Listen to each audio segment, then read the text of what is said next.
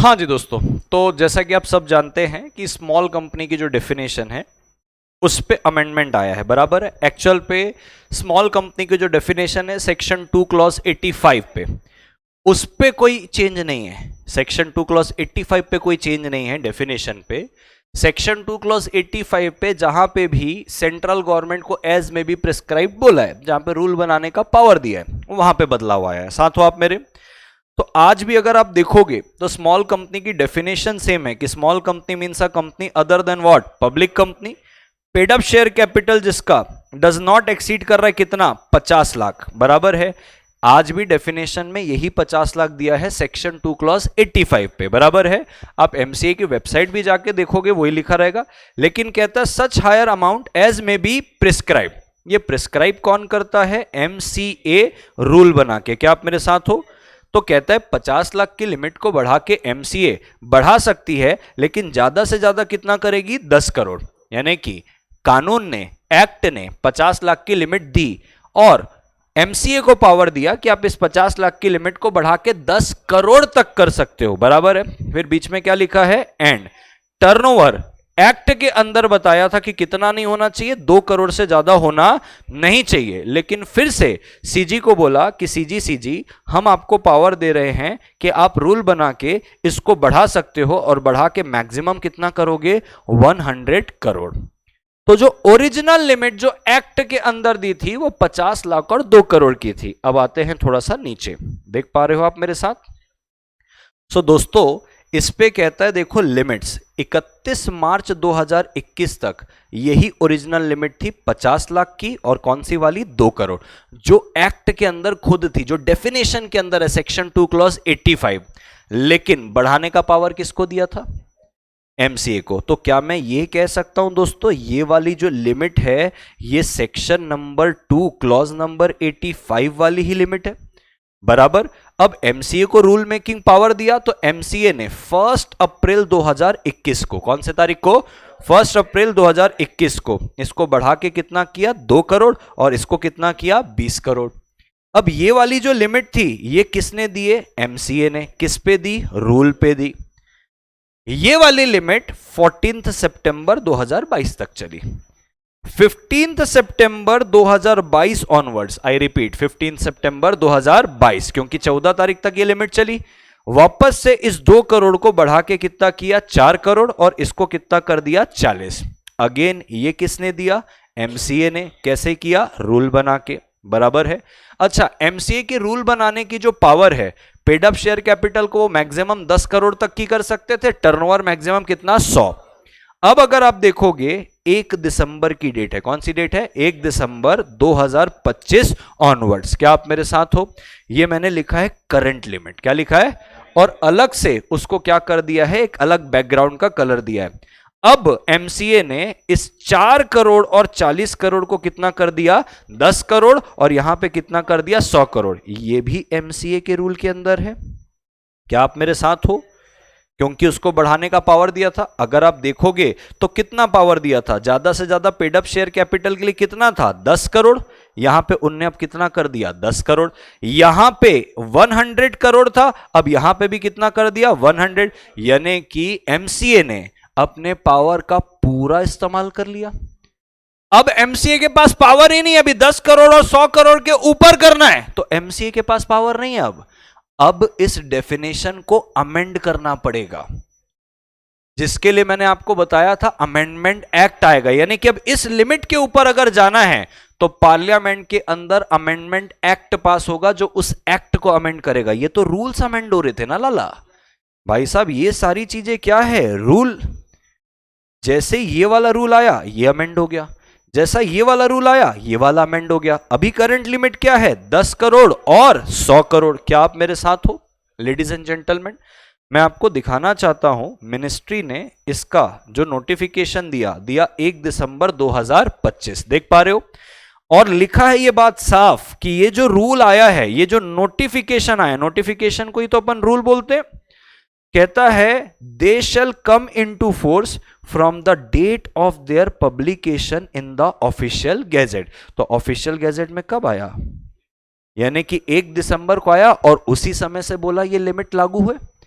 यानी कि अब तक जो आप स्मॉल कंपनी को 4 करोड़ और 40 करोड़ देखते थे, अब आप 1 दिसंबर से उसको 10 करोड़ और 100 करोड़ देखोगे।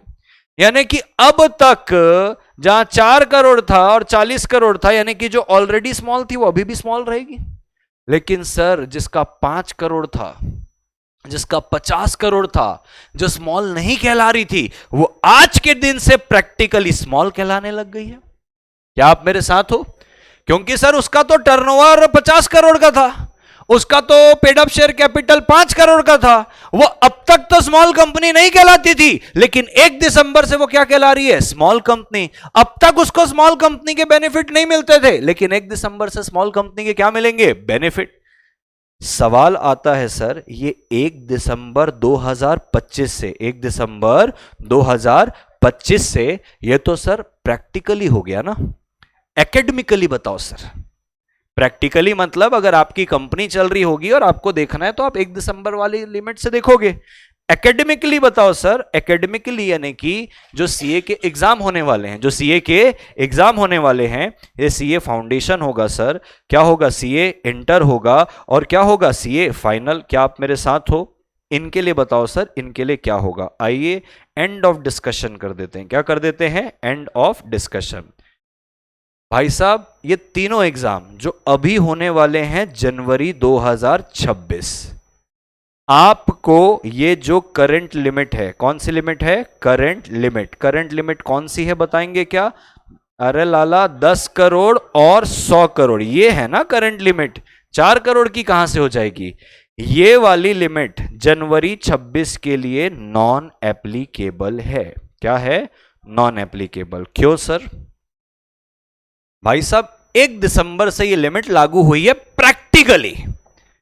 एकेडमिकली क्या बोलता है कि जब आपका अटेम्प्ट है जनवरी 26 को है, इससे 6 महीने आपको पीछे जाना है, तो 6 महीने पहले के अमेंड यानी कि 6 मंथ पहले या उसके पहले जो है वो आपके ऊपर एप्लीकेबल होंगे। तो आया ही दिसंबर को है।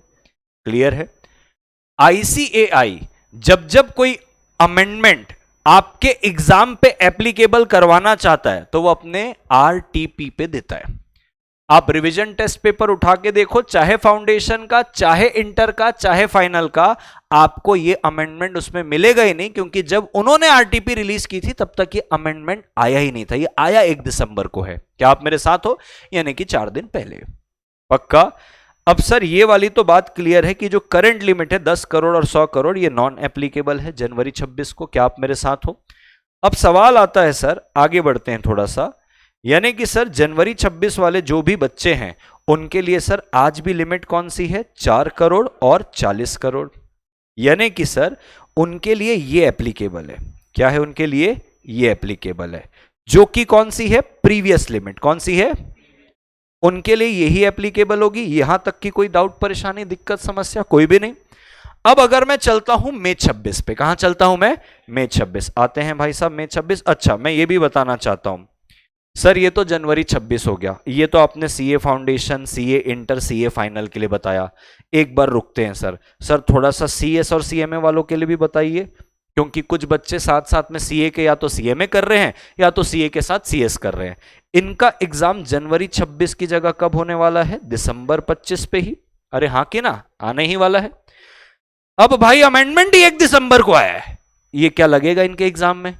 तो भाई साहब जो सीएस और सीएमए का एग्जाम है, भूल जाओ भाई साहब कि आपके लिए भी ये क्या है? Non applicable.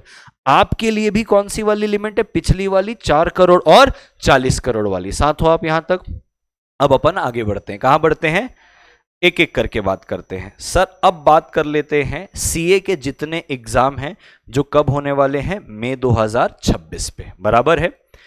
इस पे सीएस के भी आ जाएंगे जून 2026 पे, इस पे सीएमए के भी आ जाएंगे जून 2026 पे। क्या आप मेरे साथ हो?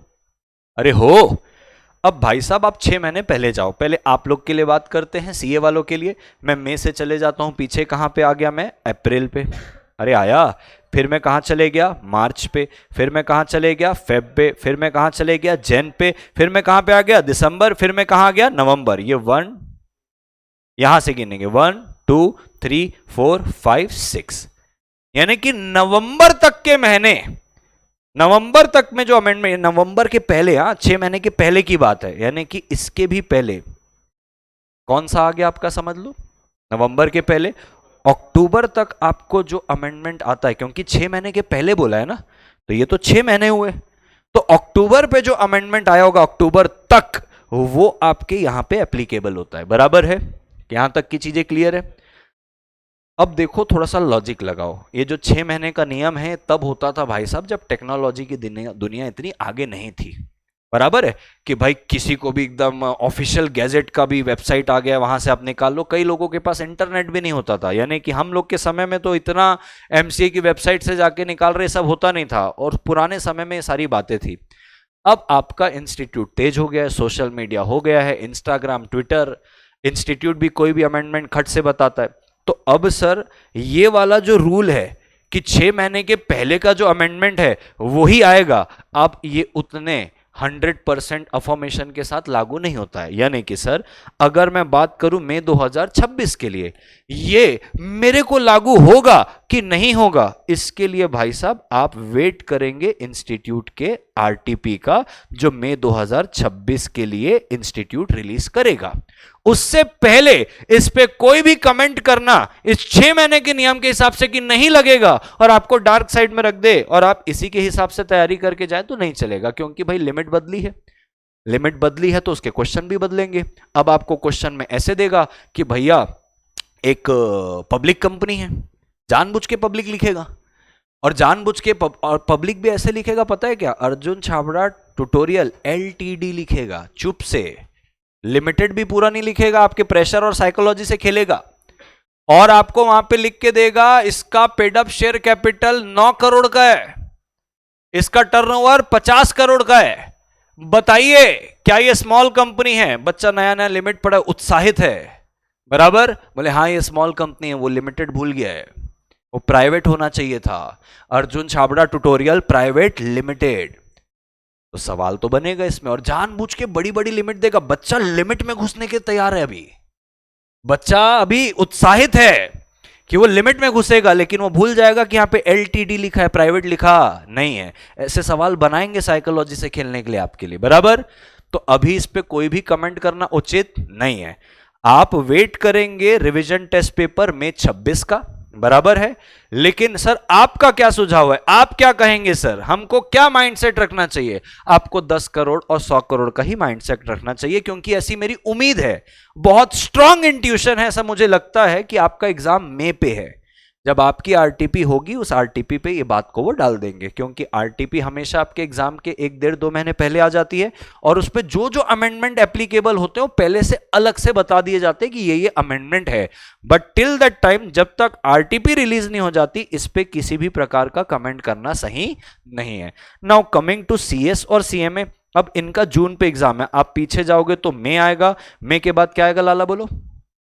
अप्रैल, अप्रैल के बाद मार्च, मार्च के बाद क्या फेब, फेब के बाद क्या जैन, और जैन के बाद क्या दिसंबर। अभी भी देखोगे तो इनको तो नवंबर तक के लगने चाहिए, क्योंकि ये 6 महीने हुए हैं। मैं इनके लिए भी यही सुझाव दूंगा कि आपका इंस्टीट्यूट जो भी आपको सप्लीमेंट देता है, क्योंकि सीएमए वालों के लिए तो सप्लीमेंट देता है, सप्लीमेंट का मतलब क्या है, मॉड्यूल पे जो चीजें में कोई सुधार आया सप्लीमेंट, आपका इंस्टीट्यूट आरटीपी बोलता है, सीएमए का इंस्टीट्यूट इसको सप्लीमेंट बोलता है, कि भाई जो चीज मॉड्यूल पे ओरिजिनली नहीं थी, कुछ ऐड डिलीट हुआ है, तो मैं सप्लीमेंट के थ्रू आपको बता रहा हूं, क्या आप मेरे साथ हो? तो this is known as what, supplement. तो मैं इनको भी बोलूंगा, चाहे सीएस वाला हो चाहे सीएमए वाला हो, बराबर है। अगर आपका जून 26 में है, कायदे से 6 महीने का नियम देखें तो आपके लिए भी नहीं होना चाहिए ये, बराबर है। लेकिन स्टिल आई विल से कि जब तक ये आरटीपी और सप्लीमेंट रिलीज नहीं हो जाता, इस पे आपको कोई डिसीजन बनाना नहीं चाहिए, क्योंकि भाई देखो ये थोड़ा सा प्रैक्टिकल कंसेप्ट है। इंस्टीट्यूट अभी दिसंबर में आया है, एकदम 6 महीने को चिपक के नहीं बैठेगा। लॉजिक क्लियर है, 6 महीने को क्यों चिपकते थे? इतनी इजिली आपको ऑफिशियल गैजेट के नोटिफिकेशन पहले नहीं मिलते थे, अब मिलने लग गए। तो आप इनका वेट करेंगे, उसके बाद करेंगे। सर जब आ जाएगा और हमको नहीं पता चलेगा, ऐसा मैं होने नहीं दूंगा।